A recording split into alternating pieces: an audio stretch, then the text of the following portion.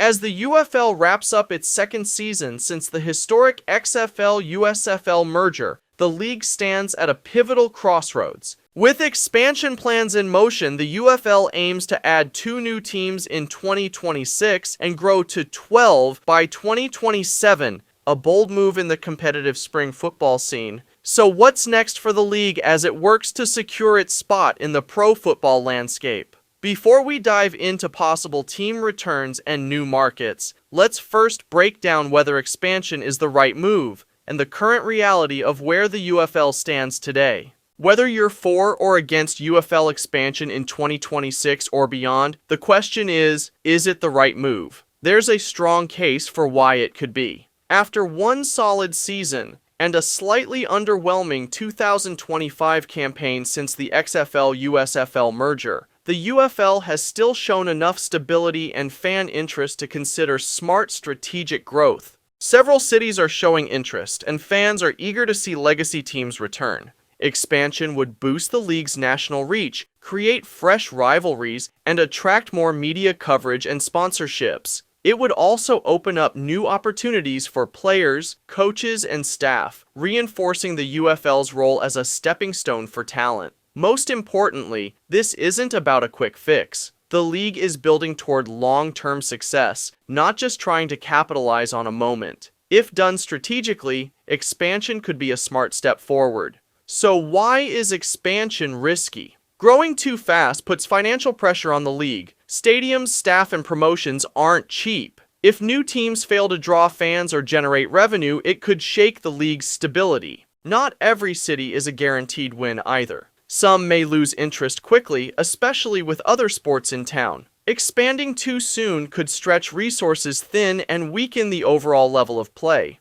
While expansion comes with real risks, the UFL isn't ignoring them. They're embracing a smart strategic approach instead of rushing forward. In November of 2024, the league officially opened an expansion window for new teams starting no earlier than 2026. Cities were invited to submit proposals, and the response has been promising. 2 new teams are expected to be announced in the summer of 2025, with the goal of growing to 10 teams for the 2026 season. This process isn't limited to the league's current regions. The UFL is considering markets across the country, and cities like Columbus, Ohio, have emerged as serious contenders. The league is focused on locations that offer strong community interest, financial support, and long-term potential. League executives remain optimistic. Despite dips in TV ratings and attendance, they see positive momentum through new initiatives and growing digital engagement. There's clear momentum, but the UFL also knows expansion has its challenges. Financial strain, a thinner talent pool, and the risk of saturating the market.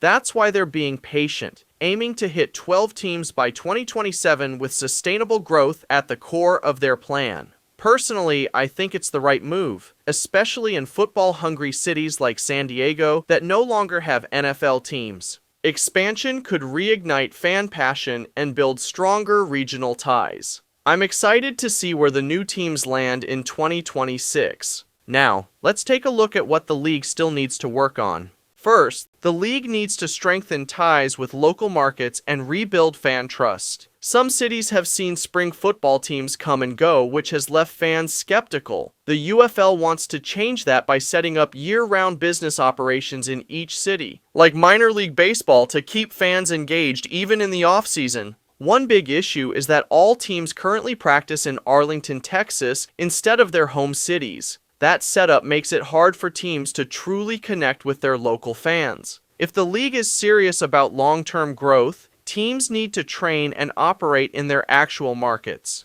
That's how other major leagues like the NFL build loyal followings, by being present in their communities. If the UFL wants to grow, it needs to invest in its local markets and give fans a team they can actually see and connect with. This is how you truly build a fan base. Enhancing quality and dynamism of play is key to the UFL's success. The league is working to make games faster, more competitive, and entertaining. That means attracting stronger talent through expanded training camps, regional combines, and scouting overlooked players from smaller colleges and international markets. The better the product on the field, the more fans will stay engaged. Labor relations and player contracts are crucial to the UFL's long-term stability. While the 2025 CBA was a step forward, raising minimum salaries and expanding health coverage, the league must continue building trust with players. Clear, stable contracts and ongoing communication will be essential to avoid future disputes and keep top talent invested in the league. Looking ahead to 2026, the UFL has a big chance to refine its bold 2025 rule changes. The hybrid kickoff and 4th and 12 onside play should be fine-tuned for fairness and excitement. The expanded challenge system needs consistent use and clearer overturn standards. Player safety, especially with head injuries, must stay a top priority with better gear and tech. Timing rules should balance pace with key moments. As the league expands, roster rules must grow too. Tech and broadcast upgrades driven by fan feedback can help make 2026 the UFL's best season yet.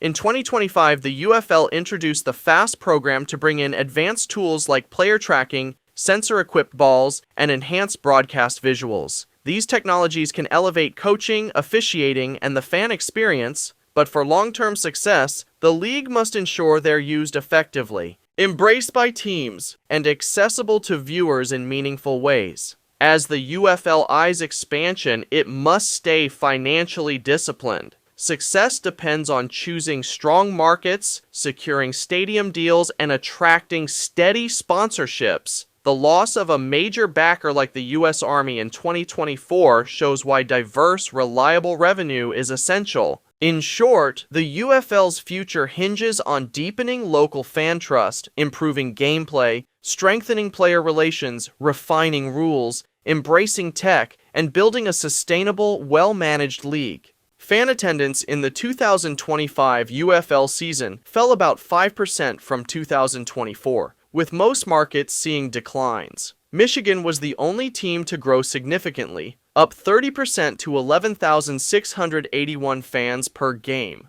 St. Louis, the league's top draw, dropped 14% to 29,537, while Memphis experienced the sharpest fall of over 40%. By mid-season, average attendance dropped to roughly 12,162 per game, with 4 teams averaging under 10,000. The mixed results reflect waning fan enthusiasm, largely driven by rising player dissatisfaction over pay, benefits, and lack of a strong collective bargaining agreement. This unrest created a sense of instability that hurt fan engagement both in stadiums and online. The combined effect led many fans to stay home, awaiting improvements in league stability and player treatment before returning. To boost attendance, the UFL must deepen local ties by investing in year-round community engagement and signing players with local connections. Improving scheduling, favoring family-friendly weekends, and enhancing the game day experience with promotions and fan activities will attract more fans. Marketing needs a stronger push, using social media, advertising, and star player spotlights to rebuild excitement. Expansion should focus only on markets with proven demand. Building fan trust through transparent communication and affordable ticket pricing is key to making games accessible for all families. Combined with better TV and streaming coverage, these steps can help reverse attendance declines and drive sustainable growth. Remember, Rome wasn't built in a day. Take the European League of Football as an example. It launched in 2021 with an average attendance of just 2,310 per game and grew steadily each year. 2,310 in 2021, 3,321 in 2022, 4,320 in 2023, and 4,444 in 2024. The ELF is now considered a huge success for American football in Europe, where soccer dominates. No league starts at the top and grows instantly. Every league begins somewhere. So when the UFL's attendance numbers aren't huge, remember many leagues worldwide would love to have those figures. Also, the UFL is a high-level minor league, similar to MLB's minor leagues. In 2024, minor league baseball averaged about 4,077 fans per game, with over 31 million attendance for the season. The key is to appreciate where you are now and give it time to grow. Success takes patience and persistence. UFL TV ratings fell in 2025, averaging 651,000 viewers per game, a 20% drop from 812,000 in 2024. Only 5 games topped 900,000 viewers, with a peak of 1.35 million between Houston vs. DC boosted by the Indy 500. Friday night games struggled, rarely reaching 700,000. To rebound in 2026, the league should avoid weak time slots, stick to consistent weekend windows, and prioritize major network exposure. Stronger marketing, player storytelling, and digital engagement are key, along with better broadcast quality and crowd optics. Avoiding major sports conflicts can also help the UFL regain momentum. Before discussing the 2026 expansion, it's important to review the current teams. St. Louis remains the league's top franchise with the highest attendance and strong fan support. No changes needed. DC also stands out with a loyal following and solid identity. Michigan saw a 30% rise in attendance and has momentum. San Antonio has drawn over 100,000 fans across 2 seasons and brings a unique brand. Birmingham and Arlington are stable and should stay put. Memphis and Houston are in tough spots, with big attendance drops and limited traction. Still, relocating should be a last resort. It risks losing local support and damaging league credibility. They deserve one more season to turn things around before any major decisions.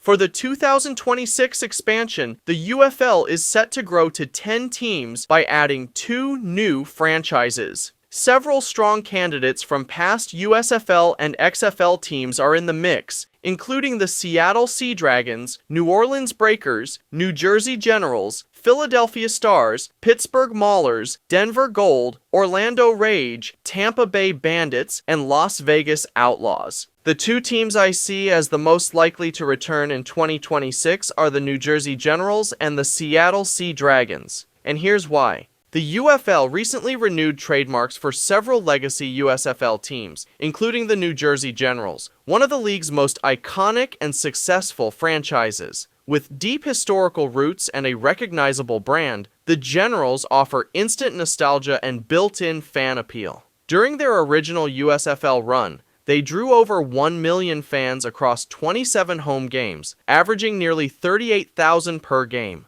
among the highest in league history. Their return in the 2022 USFL reboot showed the brand still resonates, both competitively and commercially. For a home stadium, the Generals could use SHI Stadium, Princeton Stadium, or Sports Illustrated Stadium, which is likely the best option. It seats 25,000 fans, making it the perfect size, not too big, not too small. With access to the massive New York, New Jersey media market, bringing the Generals back in 2026 would give the UFL a strategic foothold in the Northeast and a marquee franchise ready to shine again.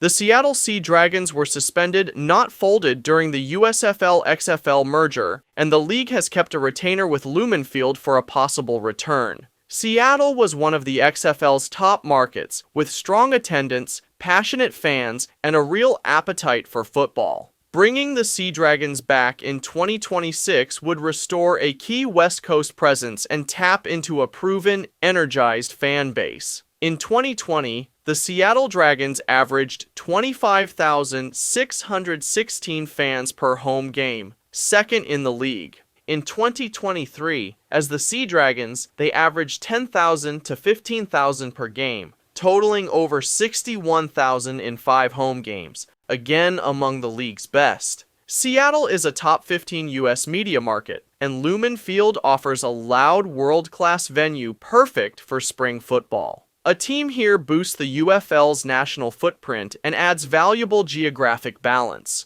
And if they return, they should bring back the cooler, more dramatic 2020 logo instead of the 2023 version. It better captures the energy and edge of Seattle football.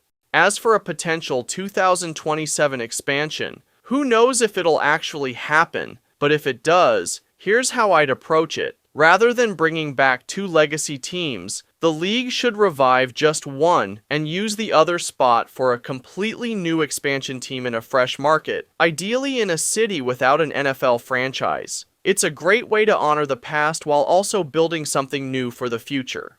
There are several strong legacy candidates for UFL expansion in 2027. The New Orleans Breakers, Philadelphia Stars, Pittsburgh Maulers, and Denver Gold each bring historical value, proven fan support, and access to passionate football markets. And these are the four candidate teams for that one available spot. The Breakers averaged over 30,000 fans in 1984 and play in the iconic Superdome. The Stars were two-time USFL champions with nearly 29,000 fans per game and had strong support in Philadelphia. The Maulers drew close to 23,000 fans in their lone season, and Pittsburgh's football tradition remains a major asset. The Denver Gold led the entire USFL in attendance in 1983, with over 41,000 fans per game, showing huge support even without major stars. In my opinion, the best choice among these four is the New Orleans Breakers, with the Philadelphia Stars as a close second. All of the cities I picked for that final team spot currently have no football teams. Each is a strong UFL expansion candidate with passionate fans, solid stadiums, and untapped football markets. Columbus, Ohio, a football hotbed with massive Ohio State support and top-tier stadiums. No NFL team makes it a prime UFL option. Portland, Oregon, passionate sports city with no pro football team. Providence Park is a perfect spring football venue. Salt Lake City, Utah, strong past support for spring football and Rice-Eccles Stadium already in place. Raleigh, North Carolina, booming market with Carter Finley Stadium, no pro football, and deep college fan culture. Canton, Ohio, historic football city, home to the Pro Football Hall of Fame and Tom Benson Stadium, smaller but meaningful. San Diego, California, big market with no NFL team, strong fan history, and Snapdragon Stadium ready to host games. Louisville, Kentucky. As one of the largest U.S. cities without a pro team, it could be an excellent fit for UFL expansion. Any of these cities could work well for the UFL's next expansion team.